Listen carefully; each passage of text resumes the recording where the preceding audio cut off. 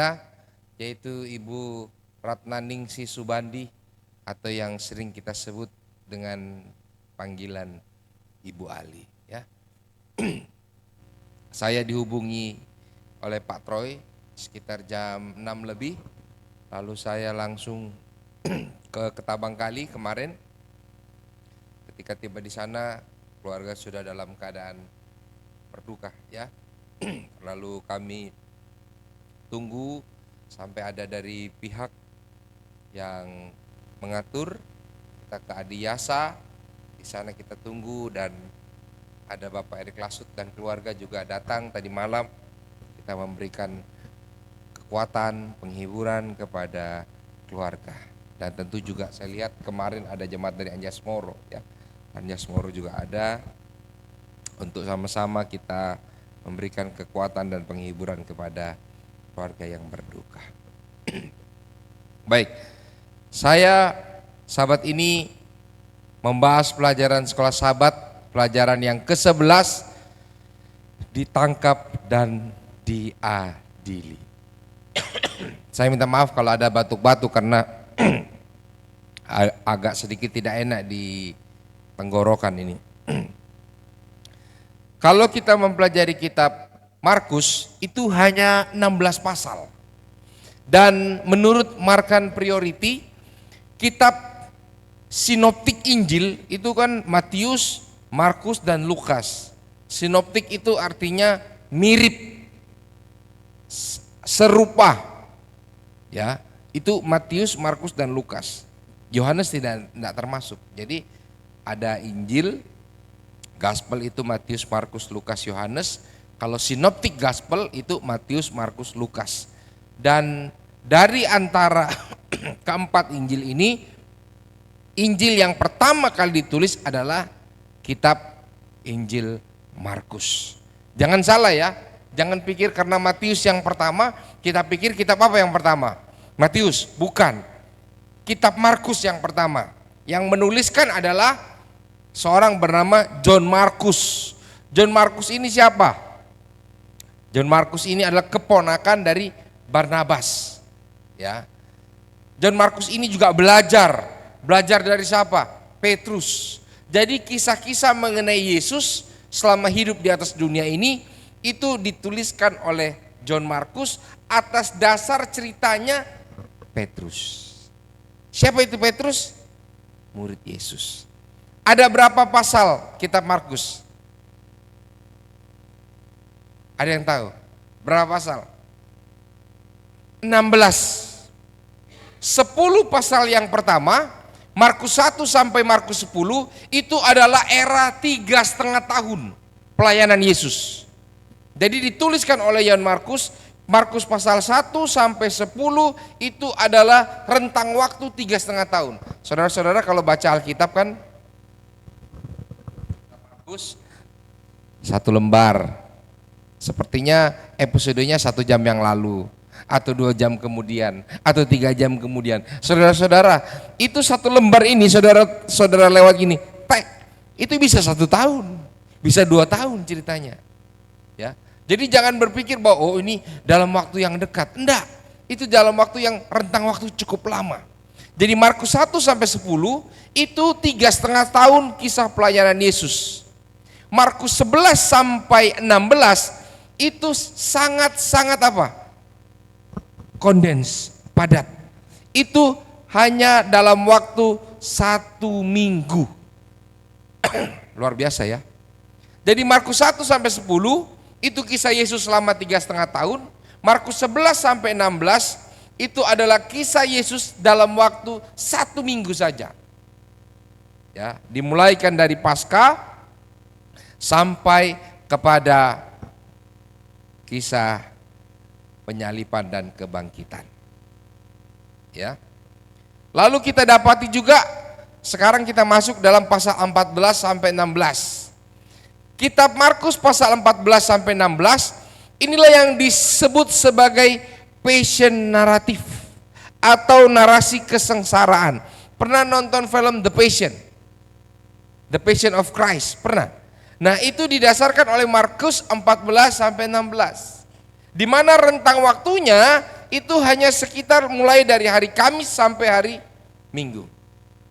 Ya, berisikan tentang penderitaan, kematian, dan kebangkitan Yesus. Fokus pembelajaran kita hari ini adalah Markus pasal 14. Markus pasal berapa? 14. Jadi saudara-saudara, kalau saudara tidak baca sekolah sahabat kita, misalnya sibuk dan lain sebagainya, saudara cukup baca rangkuman sekolah sahabat pasal 14. Ya, Markus pasal 14 itu sudah berisi mengenai sekolah sahabat kita. Markus 14 itu ceritanya dimulaikan dengan rencana penangkapan Yesus. Siapa yang merencanakan, saudara-saudara? Ahli Taurat dan para imam. Luar biasa. Rencana penangkapan Yesus itu bukan dimulaikan dari tempat yang kotor, dari tempat yang banyak penjahatnya, bukan. Jadi rencana penangkapan dan penyalipan Yesus itu dimulaikan dari mana? Dari gereja, saudara-saudara.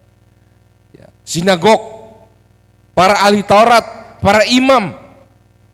Lalu itu dilanjutkan dengan cerita mengenai Yesus diurapi dengan buli-buli minyak seharga 1 tahun kerja, yaitu kurang lebih 300 dinar. Dan Yudas katakan, aduh rek, CM maneh, uang segini banyak untuk beli minyak dan untuk dipecahkan buli-buli itu bagi Yesus. Harusnya ada yang bisa lebih bermanfaat. Untuk apa? Untuk pelayanan kepada orang miskin. Upah kita di Surabaya ini berapa sekarang? 7 juta? 6 juta? Upah per bulan Surabaya berapa? 4 juta Pak. 4 juta kali 12 48. Jadi harga minyak itu lebih kurang 48 juta. Kalau kurs Surabaya hari ini. Wow, 48 juta. Bisa untuk apa ini 48 juta, saudara? Charity klinik mungkin bisa 3-4 kali mungkin ya, kalau kita bikin charity klinik. Lalu kisah itu juga dilanjutkan dengan Yudas datang kepada para imam kepala untuk diserahkan kepada Yesus. Lalu Yesus makan Paskah perjamuan suci, di mana di situ ada penetapan perjamuan suci, perkataan Yesus bahwa ada seorang murid akan menyerahkan dia, lalu penetapan perjamuan malam atau perjamuan kudus, ya. Dan Yesus menubuatkan bahwa kamu semua akan tergoncang imanmu, termasuk Petrus yang akan menyangkal Yesus 3 kali sebelum ayam berkokok. 1 kali atau 2 kali? Sebelum ayam berkokok 2 kali, Petrus sudah menyangkal Yesus 3 kali. Jangan keliru ya saudara-saudara ya. Jadi sebelum ayam berkokok 2 kali, Petrus sudah menyangkal Yesus 3 kali. Ya, nanti saya akan lebih dalam di situ. Lalu kisah Yesus di Taman Getsemani, Yesus ditangkap dan Yesus diadili di hadapan mahkamah agama, penyangkalan Petrus. Ya, the sixth sandwich ataupun yang terakhir. Kitab Markus itu ada ibaratnya namanya the sandwich. Ya, sandwich. Sandwich kalau di bahasa Inggris itu sandwich, kalau di bahasa Indonesia kita baca di sekolah sahabat kita selang-seling. Diterjemahkan selang-seling, saudara-saudara. Ceritanya selang-seling. Selang-seling itu apa? Pernah lihat sandwich toh? Ini sandwich, gambar sandwich. Ada roti, baru sayur, baru habis itu daging, baru habis itu keju, sayur, daging, keju, roti, selang-seling ceritanya. Itulah sandwich story. Nah, ini mesti dijelaskan. Ini padahal di pelajaran 3 sekolah sahabat sudah disebutkan sandwich story, tapi diterjemahkan selang-seling. Ya, selang-seling itu maksudnya begini. Ini kan roti, pada awalnya roti, di akhirnya kan juga roti. Jadi ini ada koneksi. Hubungan cerita yang pertama dengan yang terakhir ini ada koneksi. Jadi dia selang-seling namanya. Bukan berarti tidak ada koneksi, sama seperti sandwich, roti dan roti ya, sayur dan sayur, daging dengan daging dan lain sebagainya. Itu sandwich story, selang-seling. Mari kita baca sekarang Markus 14 ayat 1 sampai 11. Di situ kisah ayat 1, imam-imam kepala dan ahli-ahli Taurat mencari jalan untuk menangkap dan membunuh Yesus dengan apa?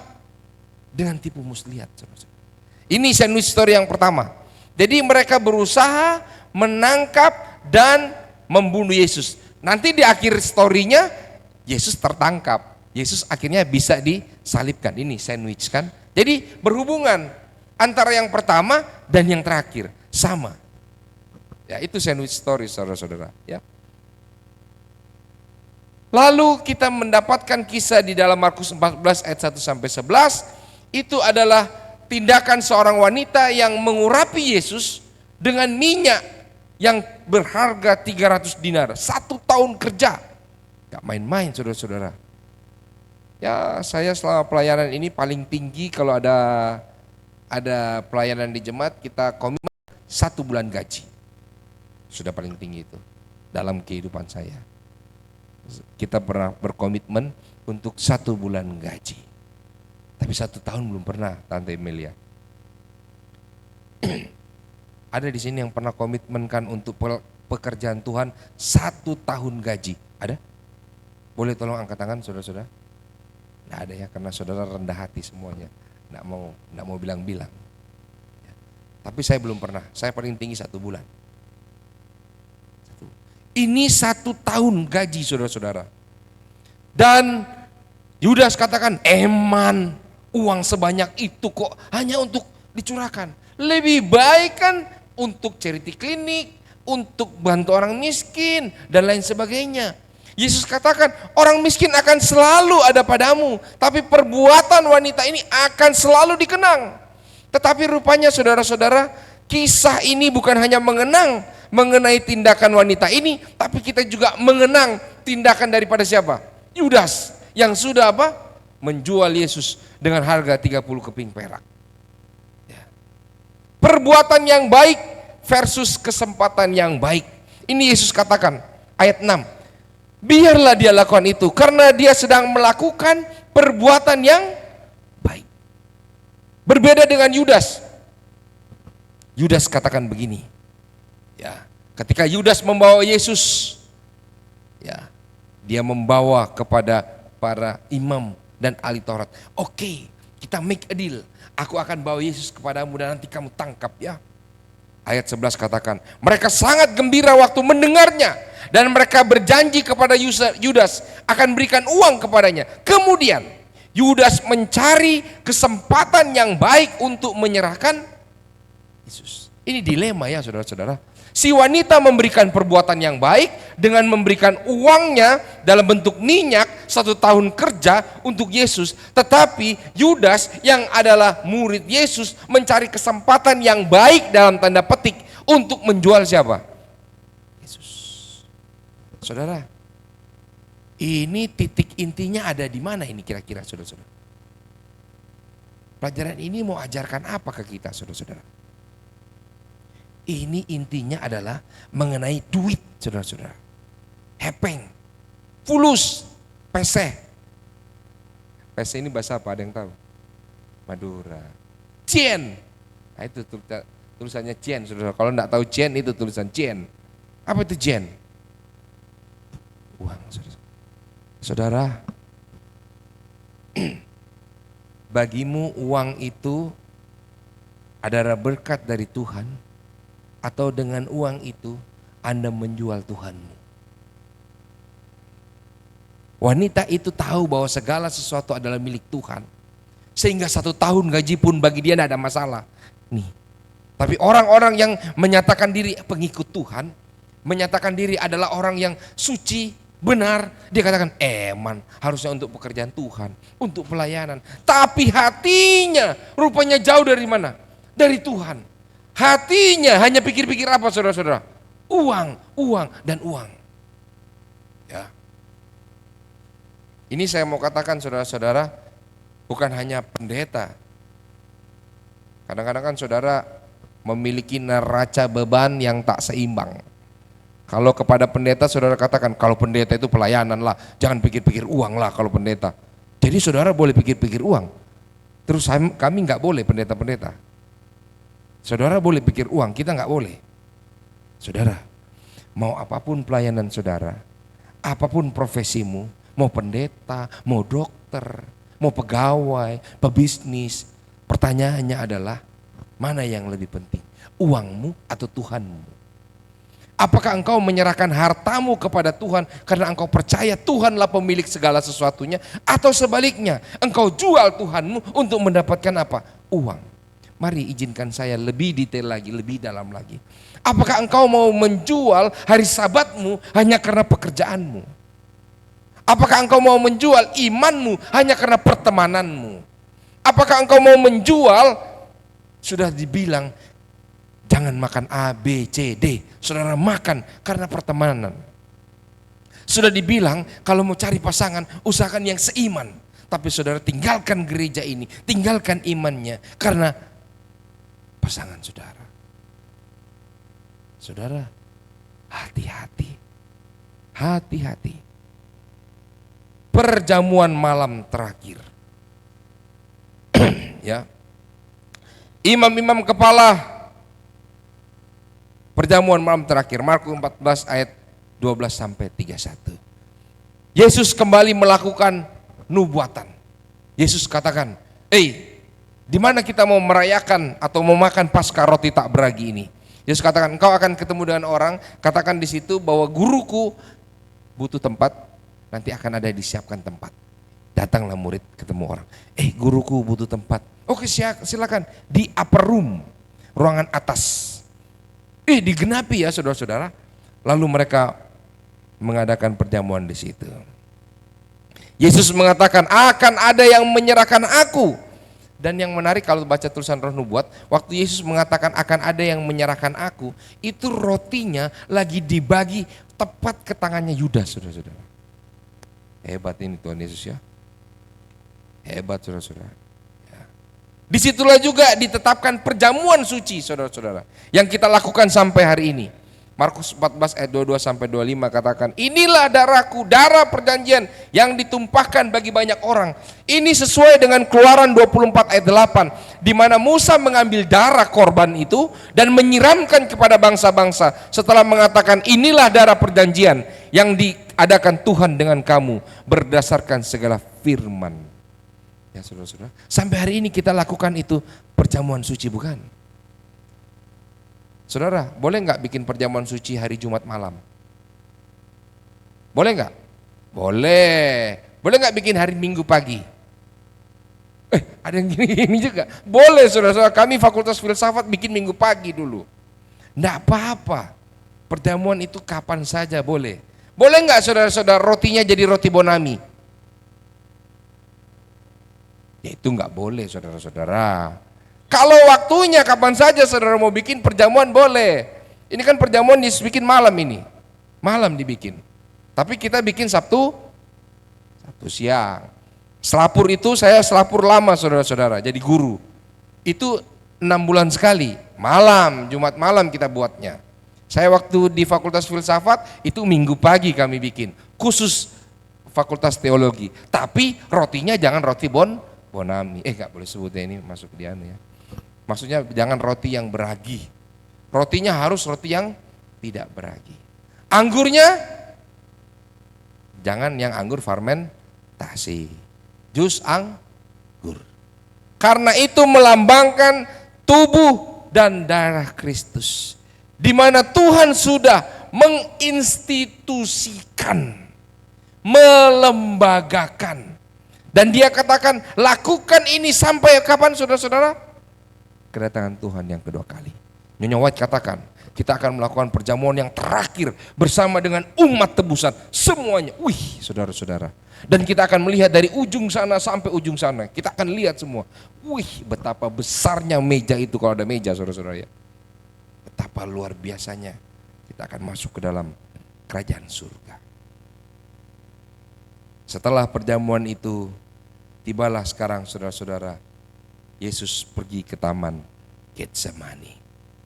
Getsemani artinya alat peremas minyak. Lihat saudara-saudara ya, sandwich story tadi kan wanita itu pakai minyak ya mengurapi Yesus. Sekarang Yesus pergi ke taman Getsemani. Getsemani itu sendiri artinya adalah alat peremas minyak. Di situ Yesus meninggalkan para murid semuanya. Lalu diajak 3 murid yang lain, Petrus, Yakobus, dan Yohanes. Lalu ditinggalkan 3 itu, Yesus berdoa lagi, saudara-saudara. Ya, di kitab yang lain beberapa kali Yesus datang. Kenapa kamu tertidur? Gak bisakah engkau berdoa bersama-sama dengan aku? Yesus dalam keadaan yang sangat-sangat, kalau saya mau pinjam bahasa yang sederhana, stres. Tingkat psikologinya lagi tertekan. Sehingga waktu dia berdoa, mengeluarkan darah. Ada yang tahu nama ilmiah sakit ini apa namanya kalau mengeluarkan darah? Saya kasih hadiah, saudara-saudara, kalau saudara tahu. Abigail tahu. Saya kasih hadiah sebelum pulang ke Jakarta. Jangan buka chat GPT. Ada itu di chat GPT. Nama penyakitnya adalah hematidrosis. Dan ini terjadi kepada seseorang yang dalam tekanan yang sangat amat sangat. Ya, tekanan daripada Yesus, dia katakan, "Ya Abah, Bapa, tidak ada yang mustahil bagimu. Ambillah cawan ini daripadaku, tetapi janganlah apa yang aku kehendaki, melainkan apa yang engkau kehendaki." Ini pelajaran penyerahan kepada kita, saudara-saudara. Saudara pernah stres sampai keluarkan darah enggak? Berarti saudara belum stres seperti Yesus. Makanya Yesus katakan dalam Ibrani 4 ayat 15 sampai 16. Tolong baca. Tolong baca dulu Ibrani 4 ayat 15 sampai 16. Kalau cuma baca enggak ada hadiah ya. Ibrani 4 ayat 15 sampai 16. Tolong baca. Tolong baca. Ibrani 4 ayat 15 sampai 16. Ya, yang keras supaya masuk di YouTube. Aileen, yang keras. Ibrani 4 ayat 15 sampai 16. Ibrani 4 ayat 15 sampai 16. Sebab imam besar yang kita punya bukanlah imam besar yang tidak dapat turut merasakan kelemahan-kelemahan kita. Sebaliknya sama dengan kita, ia telah dicobai, hanya tidak berbuat dosa. Saudara, karena Yesus mengerti benar stres itu seperti apa, kelemahan manusia seperti apa, pencobaan manusia seperti apa, makanya Yesus dapat menjadi imam besar, pengantara, juru selamat kita. Ia tahu apa itu kelemahan, ia tahu apa itu pencobaan. Pertanyaannya, kelemahan dan pencobaan seperti apa yang Yesus rasakan? Kelemahan dan pencobaan karena mau jauh dari Yesus, mau jauh dari Tuhan.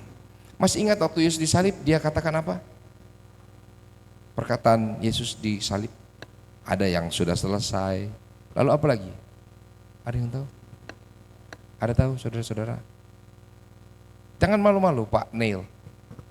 Walaupun pakai masker, saya tahu itu Pak Neil. Ampunilah mereka termasuk apa lagi? Ada lagi. Ya Abah, aku serahkan nyawaku. Apa lagi? Apa? Eloi Eloi lama sabaktani. Artinya? Saudara, kalau baca tulisan Roh Nubuat lebih hebat lagi.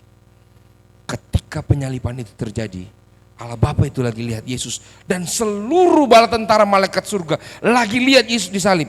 Kalau Allah Bapa turun, habis saudara-saudara dunia ini. Para malaikat itu sudah siap untuk turun menyelamatkan Yesus. Para malaikat itu sudah siap untuk bertempur lagi melawan iblis, setan. Baca tulisan Roh Nubuat. Kalau enggak percaya saudara-saudara, tanya Pak Dolfi. Pak Dolfi ini suka baca Nyonya White. Ya, tanya Pak Dolfi. Betul nggak yang saya bilang Pak Dolfi? Bapak jangan geleng, kalau Bapak geleng berarti nggak betul yang saya bilang. Betul nggak yang saya bilang? Atau jangan belum baca Pak? Sudah toh? Sudah siap. Tapi Allah Bapa tahan. Karena memang tujuan Yesus datang ke dunia ini apa? Untuk mati bagi kita. Kenapa dia katakan Eloi Eloi lama sabaktani? Bukan karena dosa dia saudara-saudara, tetapi dosa saya dan saudara yang membuat Allah Bapa dan dia ada jarak jauh. Mengapa engkau meninggalkan aku? Jadi stresnya Yesus, kelemahan Yesus, pencobaan Yesus adalah karena dia merasa bahwa ia akan jauh dari Tuhan karena harus menanggung dosa dan juga setiap hal kejahatan yang dilakukan oleh manusia. Jadi saudara-saudara, kelemahan yang Yesus tahu, kelemahan yang Yesus mengerti adalah ketika engkau merasa jauh dari Tuhan. Ketika engkau merasa bahwa hari ini Tuhan, kenapa ada sesuatu dalam hidupku yang saya mau rubah tapi kok susah Tuhan. Itulah Tuhan akan menolongmu. Bukan kelemahan yang seperti ini. Tuhan tolong berkati Tuhan, cicilan rumah belum terbayar Tuhan, gak ada uang Tuhan. Bukan itu saudara-saudara. Bukan itu. Walaupun itu juga Tuhan akan tolong. Tuhan tolong Tuhan, cicilan mobil Tuhan. Ini gaji dipotong 2 kali Tuhan, bagaimana Tuhan? Bukan itu saudara-saudara. Yang Tuhan akan mengerti kelemahanmu adalah ketika engkau merasa, Tuhan, aku sudah mulai jauh darimu Tuhan. Tolong Tuhan, bantu aku supaya aku bisa lebih dekat kepadamu. Saudara pernah stres gak gara-gara saudara jauh dari Tuhan? Pernah gak? Stres karena jauh dari Tuhan?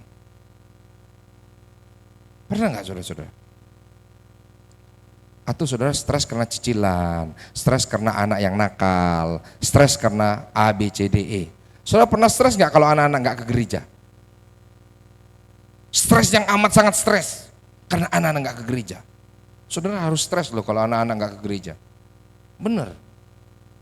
Stres lah kalau anak-anak gak ke gereja. Atau jangan-jangan saudara hanya stres karena aduh nilai rapot jelek sekali ini. Hanya itu yang saudara stres, kita stres. Lalu anak-anak kita suruh les dan sebagainya. Kita nggak pernah stres. Anak-anak ini tahu nggak ya 28 doktrin? Stres nggak kita saudara-saudara kalau anak-anak nggak tahu 28 doktrin? Saudara, hati-hati.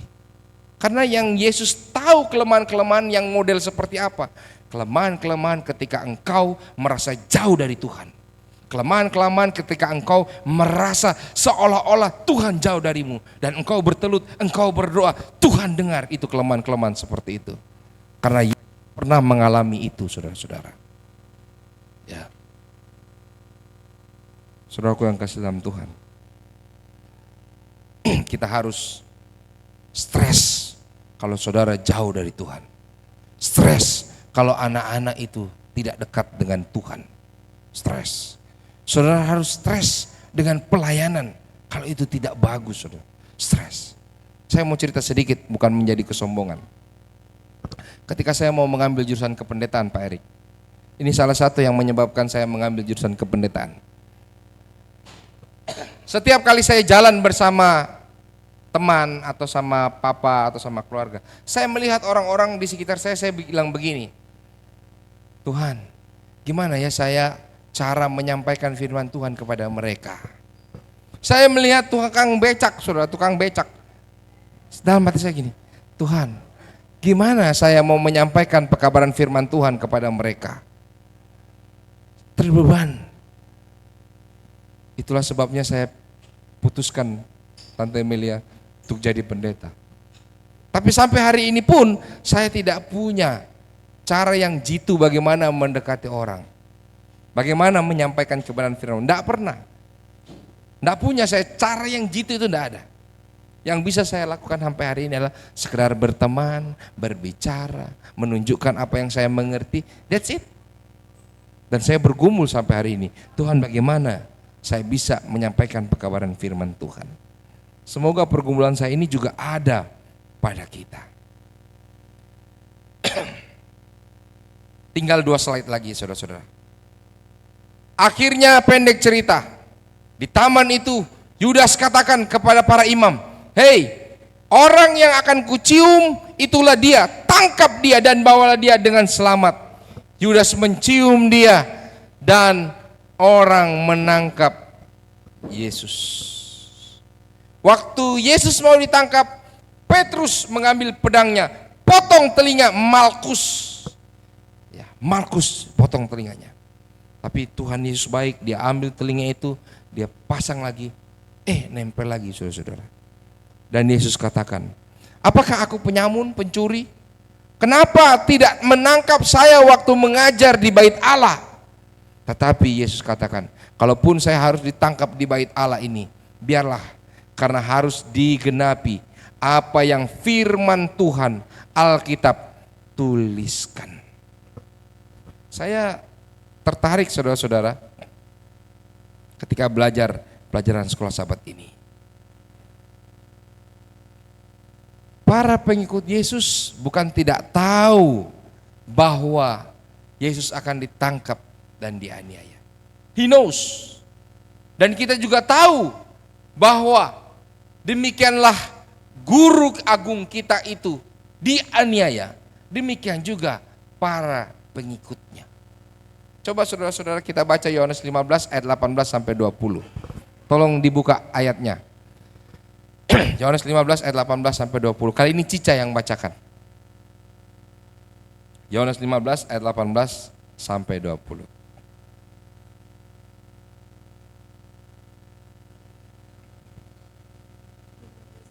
Coba baca. Yang keras. Yohanes 15 ayat 18 sampai 20. Itu kelihatan. Yohanes 15 ayat 18 sampai 20. Jikalau dunia membenci kamu, ingatlah bahwa ia telah lebih dahulu membenci aku daripada kamu. Sekiranya kamu dari dunia, tentulah dunia mengasihi kamu sebagai miliknya. Tetapi karena kamu bukan dari dunia, melainkan aku telah memilih kamu dari dunia, sebab itulah dunia membenci kamu. Ingatlah apa yang telah kukatakan kepadamu, seorang hamba tidaklah lebih tinggi daripada tuannya. Jikalau mereka telah menganiaya aku, mereka juga akan menganiaya kamu. Jikalau mereka telah menuruti firman-Ku, mereka juga akan menuruti perkataanmu. Nah, saudara, kenapa kita menjadi murid Yesus? Apakah supaya dapat berkat? Apakah supaya dapat berkat jasmani? Berkat dunia ini? Nah, saudara-saudara. Demikian juga guru kita sudah dianiaya, demikian juga kamu. Itu yang Yesus katakan. Kalau guru kita stres karena jauh dari Tuhan, kita juga harus stres karena jauh dari Tuhan, saudara-saudara. Ya. Kita harus saudara-saudara, harus dekat dengan Tuhan. Walaupun Tuhan sudah katakan pada para murid, engkau akan meninggalkanku. Tapi kita bersyukur, akhirnya para murid semuanya kembali. Ya. Kembali. Kecuali Yudas. Nyonya White katakan karena cintanya akan uang, saudara-saudara. Be careful dengan uang, saudara. Hati-hati. Hati-hati.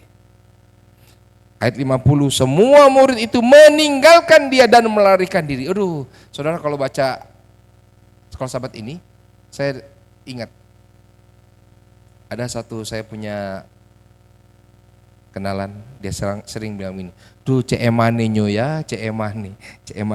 Saudara bayangkan, ini para murid sudah meninggalkan semuanya, 3,5 tahun berjalan dengan Yesus, dan ada waktu-waktu mereka meninggalkan Yesus. Meninggalkan semua untuk meninggalkan Yesus. Aduh, ini judulnya kontroversi sebenarnya. Meninggalkan semua untuk meninggalkan Yesus. Saudara hati-hati.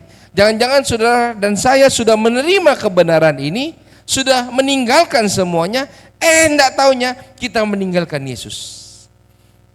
Petrus punya cara, saudara-saudara, untuk bagaimana supaya kalau ada waktu kita meninggalkan Yesus, tetapi kita harus kembali. Kita harus kembali kepada Yesus. Ketika Yesus ditangkap, karena ini kan sudah ada siasat ya, jebakan. Mulailah para imam mengeluarkan para saksi-saksi palsu. Mereka mengucapkan, oh Yesus pernah katakan rubuhkan bait suci, dan dia akan bangun dalam waktu 3 hari. Tapi Yesus diam saja, diam. Coba saudara baca, diam. Tetapi ketika pertanyaan ini ditanyakan, Yesus tidak diam.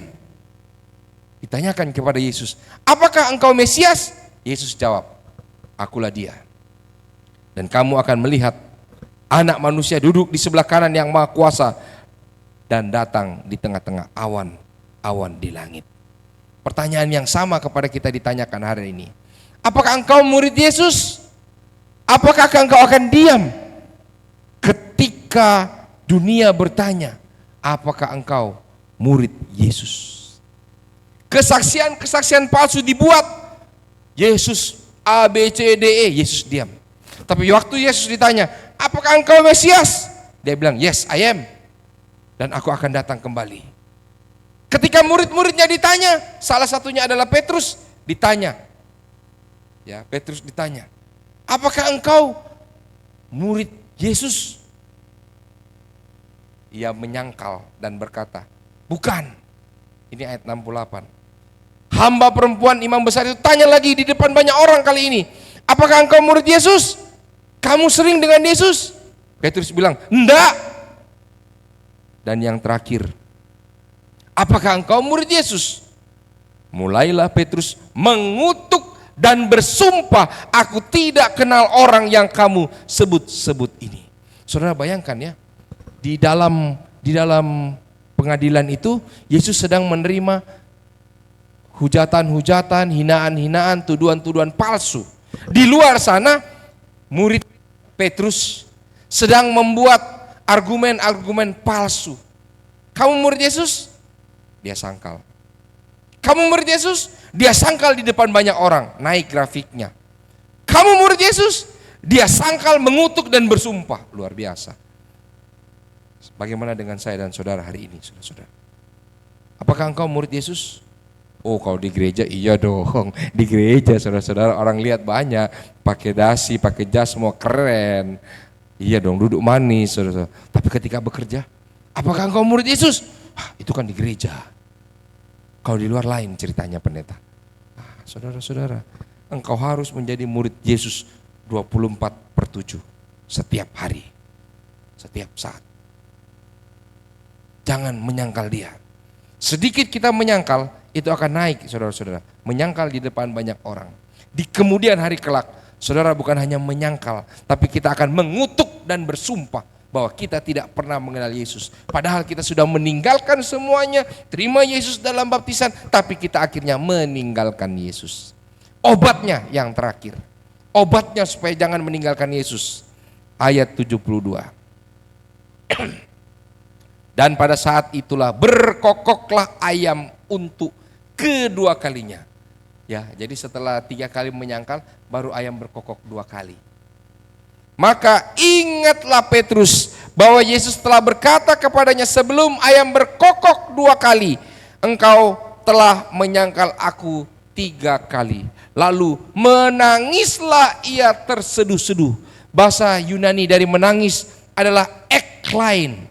Dari bahasa rootnya adalah bahasa dasarnya ada kleio.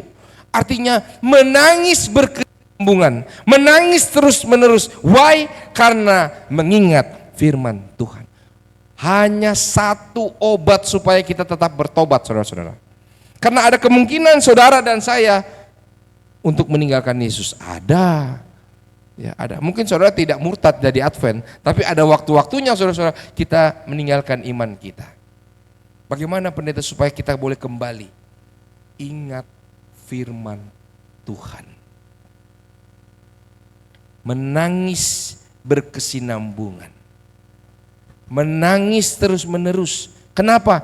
Karena saudara stres. Karena dosa kita membuat kita jauh dari Tuhan. Yesus menangis sampai berdarah.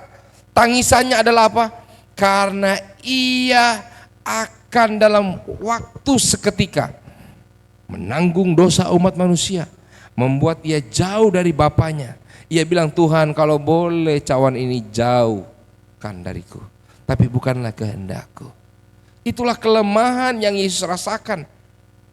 Itulah kelemahan yang Yesus akan tolong ketika saya dan saudara merasa membutuhkan pertolongan Tuhan untuk datang dekat dengan Dia. Saudara-saudara, sudahkah kita merenungkan hidup kita? Apakah kita dekat dengan Tuhan atau kita jauh dari Tuhan, saudara-saudara? Sudahkah kita menangis, meminta tolong kepada Tuhan untuk mengampuni dosa-dosa kita, saudara-saudara? Be careful. Tuhan sangat stres dengan dosa-dosamu. Terus kita yang distresin sama Tuhan Yesus, nggak apa-apa gue mah. Ya. Petrus saudara-saudara Dia tinggalkan Yesus. Dia menghujat, ya, dia bersumpah, mengutuk, nggak kenal. Tapi untung, it is not the end of the story. Dia bertobat karena dia ingat firman Tuhan dan dia menangis. Dia menangis terseduh-seduh, saudara-saudara. Wanita itu, saudara-saudara, ini ya makanya kan selang-seling Pak Erik, selang-seling. Jadi kita boleh naik lagi selang-seling karena ceritanya sandwich. Wanita itu mengurapi Yesus dengan harga mahal sambil menangis, saudara-saudara, menangis. Dia tahu dosa-dosanya, 300 dinar, 1 tahun kerja nggak ada apa-apanya ini Tuhan, nggak ada apa-apanya. Tuhan sudah berkati hidup saya. Dia menangis, saudara. Bukan dengan kesombongan dan kemegahannya, dia menangis. Bagaimana dengan saya dan saudara hari ini? Sudahkah kita menangis karena dosa-dosa kita? Sudahkah kita dekat kepada Tuhan? Sudahkah kita melayani Tuhan dengan tulus? Biarlah melalui pelajaran sekolah sahabat ini, kita boleh dikuatkan setiap harinya untuk lebih setia kepada Tuhan. Saya bawa dalam nama Yesus. Amin. Kecuali ada pertanyaan ataupun tambahan, silakan. Kalau ada pertanyaan dan tambahan, silakan.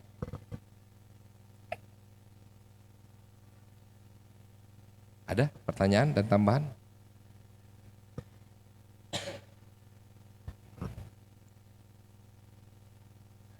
Baik, kalau tidak ada, saya serahkan kepada pembawa acara.